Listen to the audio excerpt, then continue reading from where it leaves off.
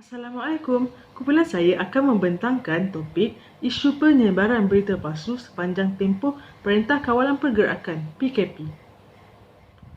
Baru-baru ini kecoh di media sosial tentang penyebaran berita palsu terhadap artis terkenal Malaysia iaitu Niloufar yang dikatakan telah diperguna-gunakan oleh tunangnya.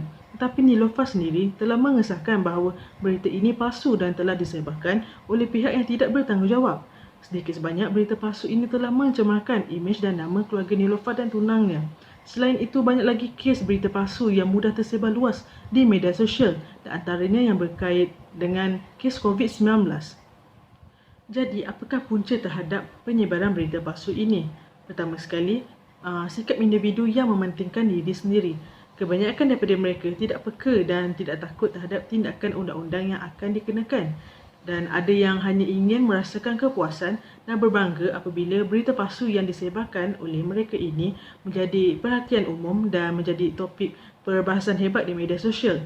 Tidak kurang juga yang hanya ingin mempromosikan diri mereka dan menjadi hero viral yang hanya akan menyebabkan rakyat yang lain menjadi panik.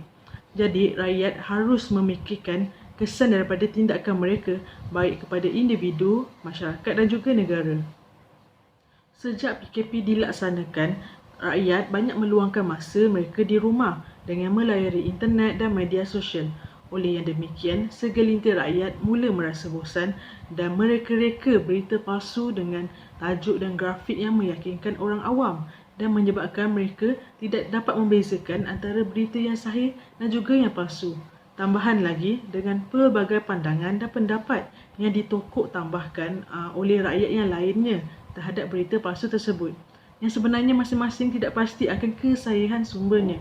Akhirnya, rantaian berita palsu ini mudah tersebar luas dan semakin berkembang dan menyebabkan rakyat mudah terpengaruh kerana berita ini disebarkan oleh ramai pihak.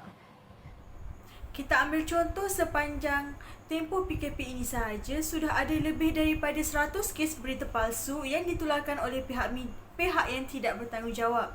Akibat daripada penyebaran berita palsu ini ialah ia membuatkan keadaan menjadi lebih rumit lagi. Berita palsu ini akan mengeruhkan lagi keadaan yang ada sekarang. Ianya membuatkan orang ramai menjadi panik dengan perkabaran palsu tersebut. Oleh sebab itu, pihak media perlu memperbetulkan semula kesahihan berita tersebut. Pihak berwajib turut terpaksa membuka kertas siasatan bagi mencari pelaku yang sebenar. Tambahan pula, pihak yang tidak bersalah juga turut terlibat dalam masalah ini. Ianya akan lebih dikenal sebagai fitnah sebenarnya yang menyebar ke orang lain kerana tidak ada kesahihan dalam berita tersebut. Yang kedua, ianya boleh menyebabkan berlakunya penderaan emosi ataupun mental. Memang benar ramai di antara kita yang menganggap berita palsu ini remeh dan seperti perkara kecil sahaja, tetapi ianya amat berpengaruh pada individu yang menjadi tajuk utama dalam berita tersebut. Sepanjang tempoh PKP ini, bukan sahaja kes yang berkaitan dengan wabak COVID-19 sahaja yang palsu, bahkan ada juga berita-berita palsu yang lainnya. Dengan keadaan yang begini, ditambah pula menjadi bahan kecaman orang, sudah semestinya membawa kesan yang negatif pada emosi si mangsa. Mangsa mungkin akan mendapatkan kemurungan dan boleh bawa kepada bunuh diri. Hal ini terjadi kerana mereka tidak tahan dengan berita palsu mengenainya tersebar sehingga mereka dan keluarganya mendapat malu yang besar. Jangan sesekali kita anggap remeh sebegini. Letakkan diri kita di tempat mereka. Betapa sakitnya mereka menerima berita yang tidak ada kesahihannya sama sekali. Penyebaran berita palsu yang semakin menular di negara kita, terutamanya sepanjang tempoh PKP ini, mestilah segera dibendung. Oleh itu, semua pihak mestilah memainkan peranan masing-masing dalam menjayakan usaha murni ini. Antaranya, pihak kerajaan telah mengetatkan undang-undang yang sedia ada dalam negara kita. Setiap pesalah yang menyebarkan berita palsu boleh diambil tindakan di bawah Seksyen 505B Kanun Kesiasaan yang membawa hukuman penjara 2 tahun atau denda atau kedua-duanya sekali, atau melalui Seksyen 233 Akta Komunikasi dan Multimedia 1998 yang membawa kepada hukuman penjara 1 tahun atau denda dengan sebanyak nilai RM50,000. Pihak PDRM dan SKMM tidak akan berkompromi dengan isu penyebaran berita palsu ini dengan terbuktinya undang-undang ketat yang telah dilaksanakan. Sebagai contoh, pada 6 Februari 2020 yang lalu, seorang penjual santan di Kuala Terengganu telah didakwa di bawah Seksyen 505B Kanun Kesiasaan kerana menyebarkan berita palsu tentang coronavirus. Selain pihak kerajaan, kita sebagai rakyat juga bertanggungjawab dalam memastikan virus berita palsu ini segera berakhir.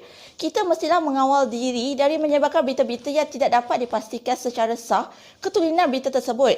Setiap rakyat seharusnya berpegang teguh kepada prinsip tidak pasti, jangan kongsi di media sosial. Boleh jadi berita itu tular hanya untuk menakut-nakutkan sahaja.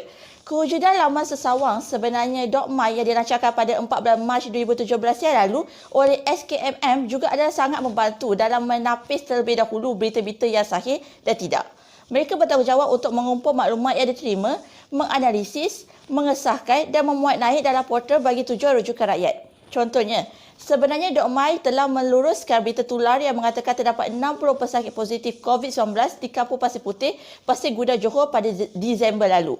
Kesimpulannya, ini adalah antara tindakan utama yang harus dimainkan oleh kerajaan dan rakyat dalam membendung penularan berita palsu ini.